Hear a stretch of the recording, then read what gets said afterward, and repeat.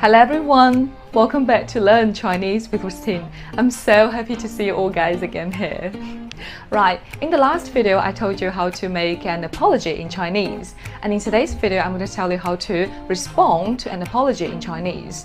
Well, since in the last video I told you there are some alternatives you can use to make an apology in Chinese. In this case, there are also some ways for you to choose to respond to different kinds of apologies. Well, imagine that if someone were to step on your foot, take up your time, and spill orange juice on your face, oh my god, on you, in a cave, and then someone says sorry to you in Chinese. You completely understand them, but the point is, you don't know how to respond. That would be so awkward, wouldn't it? Right, fortunately, here, right now, Christine is here to help you how to respond to the different apologies in Chinese.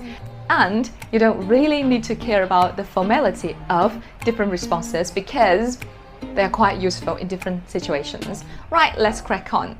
So the first one, 没关系. 没关系, which means it's okay in English.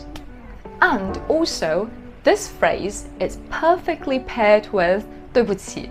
So when someone says 对不起, and then you can definitely say 没关系, 没关系, and it's perfectly paired, like I said. Also, this one is quite a decent one compared to the following ones I'm going to tell you. And also, this one is less casual. Of course, you can use this one, but if you always use this one, it will sound quite boring, wouldn't it? Alright, the next one, 没事儿. 没事儿. Pay attention to the pronunciation of this phrase. You have to add er at the end of the two characters. So the pinyin for the first two characters are 没事.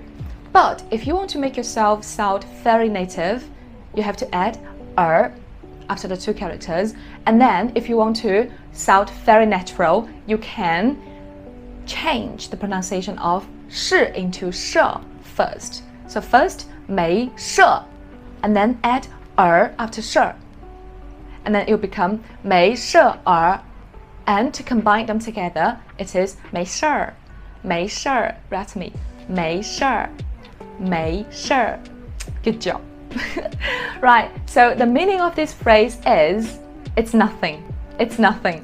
If you really want to know the literal meaning of this phrase, the first character, 没, it means no, no, without. And the second one, 是, it means something. So without something, it means it's nothing. So literal, isn't it? Right, 没事儿, it's very useful because it can also serve as the response to 你今天做了什么? 你今天做了什么? Which means what did you do today?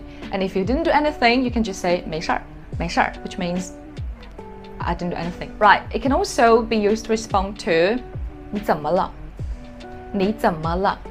And then it means what's wrong with you? Or are you alright? And then you can say alright, which means I'm okay, nothing happens to me. And also similar to 你没事儿吧, which is 怎么了? 怎么了? Which is used to ask what happened to others, what is going on, or maybe if your friend looks quite sad or nervous or whatever, negative emotions, you can say 怎么了? And then if your friend says 没事儿, which means nothing, it's okay, I'm okay, that's it. Right? It's very useful, isn't it? Alright, let's come to the third one. The third one is 不碍事儿. 不碍事儿. Right, according to the pronunciation, obviously it sounds very similar to the second one, 没事儿, because they both have 事儿. So you can definitely use either of them. But this one is more northern, which means people from the northern part of China tend to use the third one. 不碍事儿. Wow. If a Chinese friend or Chinese person apologizes to you, and then you reply to this person with 不碍事儿, oh my god, it will sound very, very native. 不碍事儿. So let's take a look at the literal meaning of this phrase. 不, obviously, I'm sure you know it, which is no, nothing, without. I, wow. I, the literal meaning of I is obstacle or hinder. And the last, something. So if you say nothing obstacles something, and then it means it's nothing. Such a literal translation. I hope it can be helpful for you when I literally translate them. Right, the fourth one, 这没啥,这没啥, which means it's not a big deal. It's not a big deal. So if someone says, oh, 对不起, oh, 不好意思, and then you can say, 这没啥,没事,没啥, the same. Okay, right, the last one, 算了吧,算了吧, which means let's forget about it. Or you can also say forget about it.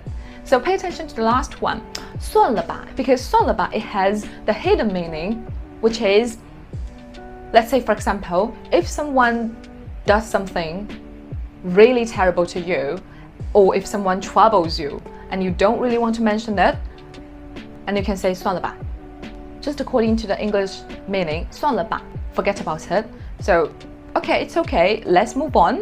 Forget about it, it's like this. Right, I'm gonna give you a situation when you can't use 算了吧. For example, if someone steps on your foot, boom, and then someone says 对不起 or 不好意思, and then you can't say 算了吧,算了吧, it'll make you sound quite mean, not really a tolerant person. You can just say 没事,没事, don't say 算了吧. If you say 算了吧, it's kind of like, oh, you stepped on my foot, it's such a big deal, I don't want to mention it, I need to take some time to forget about it. It's different, so I hope it can be quite clear for you.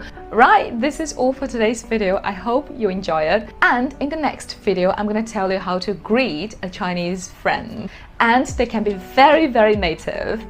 So see you the next lesson. Bye bye.